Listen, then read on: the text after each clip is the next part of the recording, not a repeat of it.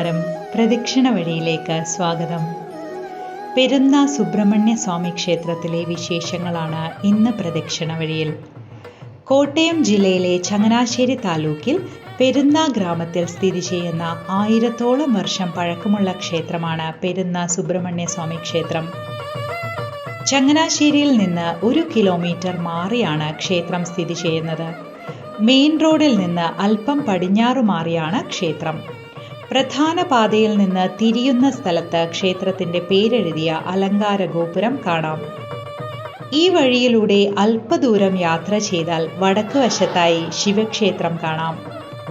കീഴ്ക്കുളങ്ങര ക്ഷേത്രം എന്നറിയപ്പെടുന്ന ഈ ക്ഷേത്രത്തിലെ മുഖ്യപ്രതിഷ്ഠയായ ശിവൻ പെരുന്നയിലെ സുബ്രഹ്മണ്യന്റെ പിതാവാണെന്ന് വിശ്വസിച്ചു വരുന്നു. വളരെ ചെറിയൊരു ക്ഷേത്രമാണിത്.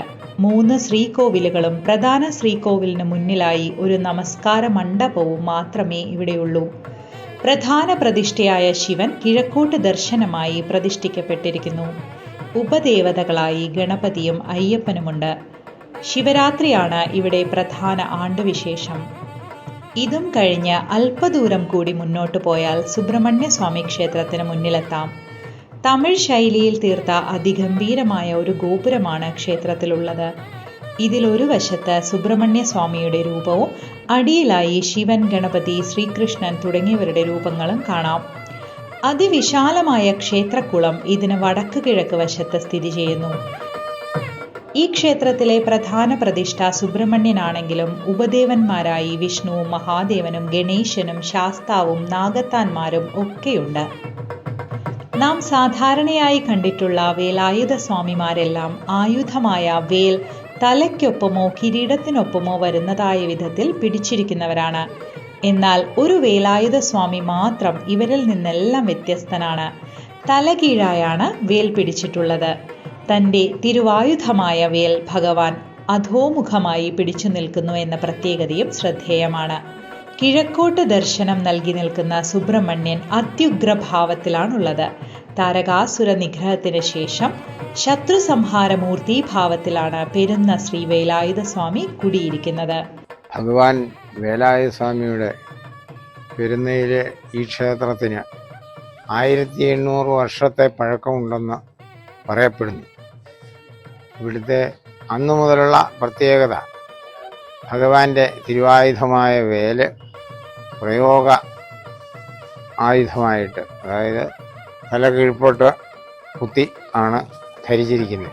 ഇതിൻ്റെ പ്രത്യേകത സാധാരണ രീതിയിൽ ശത്രു സംഹാരം എന്നുള്ളതാണ് പ്രതീക്ഷ. ആ ശത്രു സംഹാര നിശ്ചയത്തിലാണ് പ്രതിഷ്ഠ നടന്നിരിക്കുന്നതെന്നാണ് പറയപ്പെടുന്നത്. എല്ലാവർക്കും ശത്രുതാഭാവങ്ങൾ അനേവധിയാവുന്നതിനാൽ അതിൻ്റെ കുറവിന് വേണ്ടിയിട്ട്, അത് ഹരിക്കുന്നതിന് വേണ്ടിയിട്ട് ഭഗവാനെ സേവിക്കുന്നു. പെരുന്ന സുബ്രഹ്മണ്യ സ്വാമി ക്ഷേത്രം സ്ഥാപിച്ചതിനെക്കുറിച്ച് കഥകളും ഉപകഥകളും കുറെ നിലനിൽക്കുന്നു. ഏകദേശം 500 വർഷം മുമ്പ് പെരുന്നയ്ക്കടുത്ത് ഉമ്പിഴി എന്നൊരു ഗ്രാമമുണ്ടായിരുന്നു. പെരുന്നയെപ്പോലെ പേരുകേട്ട ഒരു ബ്രാഹ്മണ സങ്കേതമായിരുന്നു ഇവിടവും. എന്നാൽ പെരുന്ന ഗ്രാമക്കാർ തികഞ്ഞ സാത്വികരായിരുന്നെങ്കിൽ ഉമ്പിഴി ഗ്രാമക്കാർ ദുർമന്ത്രവാദികളും ദുഷ്ടന്മാരുമായിരുന്നു. ശൈവരായിരുന്ന പെരുമക്കാരുടെ ഗ്രാമക്ഷേത്രം ഇന്ന് സുബ്രഹ്മണ്യ സ്വാമി ക്ഷേത്രത്തിന്റെ കിഴക്കേ നടയിൽ സ്ഥിതി ചെയ്യുന്ന കീഴ്ക്കുളങ്ങര മഹാദേവ ക്ഷേത്രമായിരുന്നു. ശിവന്റെ അനുഗ്രഹം മൂലം പെരുന്നക്കാർ ശക്തരാകുന്നത് ഉമ്പിഴിക്കാരെ കുറച്ചൊന്നുമല്ല അസൂയപ്പെടുത്തിയത്. അവർ നിരവധി ഹീനപ്രവൃത്തികൾ പെരുന്നയ്ക്ക് നേരെ പ്രയോഗിച്ചു. എന്നാൽ കീഴ്ക്കുളങ്ങര മഹാദേവന്റെ അനുഗ്രഹം മൂലം പെരുന്നക്കാർ അത്തരം ദുരന്തങ്ങളെ ശക്തമായി അതിജീവിച്ചു. ഇത് ഉമ്പിഴിക്കാരെ വീണ്ടും പ്രകോപിപ്പിച്ചു. അവർ കീഴ്ക്കുളങ്ങര ക്ഷേത്രം ആക്രമിക്കുകയും അടിച്ചു തകർക്കുകയും ചെയ്തു. എന്നാൽ അവിടുത്തെ ശിവലിംഗം അത്യത്ഭുതകരമായി രക്ഷപ്പെട്ടു. ഇതിൽ ദുഃഖിതരായി മാറിയ പെരുന്ന ദേശക്കാർ തുടർന്ന് പ്രശ്നം വെച്ചു നോക്കിയപ്പോൾ സുബ്രഹ്മണ്യ സ്വാമിയുടെ ഒരു ക്ഷേത്രം ഉണ്ടാകേണ്ടതിന്റെ ആവശ്യം തെളിയുകയും സുബ്രഹ്മണ്യ പ്രീതിക്കായുള്ള വഴി ആരായുകയും ചെയ്തു. പ്രശ്നത്തിൽ തെളിഞ്ഞതനുസരിച്ച് പടിഞ്ഞാറ്റും ഭാഗം ഇടമനയില്ലത്തെ നമ്പൂതിരി പ്രസിദ്ധമായ പഴനി ദണ്ഡായുധപാണി ക്ഷേത്രത്തിൽ പോയി ഭജനമിരിക്കുകയും ഭജനത്തിന്റെ അവസാന ദിവസം അദ്ദേഹത്തിന് സുബ്രഹ്മണ്യ സ്വാമി സ്വപ്ന ദർശനം നൽകുകയും ചെയ്തു. പത്തനംതിട്ടയ്ക്കടുത്ത് കൊടുന്തുറ എന്ന സ്ഥലത്തുള്ള തന്റെ ക്ഷേത്രത്തിനടുത്തുകൂടെ ഒഴുകുന്ന അച്ഛൻ കോവിലാറ്റിൽ മഹർഷീശ്വരന്മാർ പൂജിച്ചു വന്നിരുന്ന തന്റെ ഒരു വിഗ്രഹമുണ്ടെന്നും അതെടുത്തു കൊണ്ടുവന്ന് പെരുന്നയിൽ പ്രതിഷ്ഠിക്കണമെന്നും സ്വപ്നത്തിൽ സുബ്രഹ്മണ്യ സ്വാമി അരുൾ ചെയ്തു. ഈ ദർശനത്തിനു ശേഷം നാട്ടിൽ മടങ്ങിയെത്തിയ നമ്പൂതിരി ഏതാനും സഹായികളോടൊപ്പം കൊടുന്തുറയിലെത്തുകയും അച്ഛൻ കോവിലാറ്റിൽ നിന്ന് വിഗ്രഹം കണ്ടെടുക്കുകയും ആഘോഷമായി പെരുന്നയിലേക്ക് എഴുന്നള്ളിക്കുകയും ചെയ്തു. വരുന്ന വഴിയിൽ തിരുവല്ലയ്ക്കടുത്തുള്ള വേങ്ങൽ എന്ന സ്ഥലത്ത് ഇവർ തങ്ങുകയുണ്ടായി. ഇതിന്റെ സ്മരണയിൽ അവിടെയും ഒരു സുബ്രഹ്മണ്യ സ്വാമി ക്ഷേത്രം ഉയർന്നു വരികയുണ്ടായി. ഇന്ന് അത് പെരുന്ന സുബ്രഹ്മണ്യന്റെ മൂലസ്ഥാനമായി കണക്കാക്കപ്പെടുന്നു. പ്രതിഷ്ഠാ ദിനമായപ്പോഴേക്കും ഉമ്പിഴി ഗ്രാമക്കാർ തോൽവി മണത്തു തുടങ്ങിയിരുന്നു. അവസാനത്തെ ശ്രമമെന്നോണം അവർ ഒരു ദുർദേവതയെ പ്രീതിപ്പെടുത്തുകയും പെരുന്ന ക്ഷേത്രം തകർക്കാനായി അതിനെ പറഞ്ഞുവിടുകയും ചെയ്തു. ഈ വിവരം മനസ്സിലാക്കിയ ഇടമന നമ്പൂതിരി ഉടനെ ഉമ്പിഴി ഗ്രാമത്തിലേക്ക് പുറപ്പെടുകയും ദുർദേവതയെ അടയ്ക്കാനും ക്ഷേത്രത്തെ സംരക്ഷിക്കാനുമായി അതിതീവ്രമായ ഒരു ആവാഹന ക്രിയ നടത്തുകയും ചെയ്തു. നമ്പൂതിരിയുടെ ആത്മമിത്രമായിരുന്ന ഒരു നായർ പ്രമാണി ദുർദേവതയ്ക്ക് സ്വജീവൻ ബലി നൽകി. ഇത് നമ്പൂതിരിയെ ദുഃഖിതനാക്കിയെങ്കിലും അദ്ദേഹം യാതൊരു ലേപവും കൂടാതെ ക്രിയകൾ പൂർത്തിയാക്കുകയും ഉമ്പിഴി ഗ്രാമം പൂർണ്ണമായും നശിച്ചു പോകുകയും ചെയ്തു.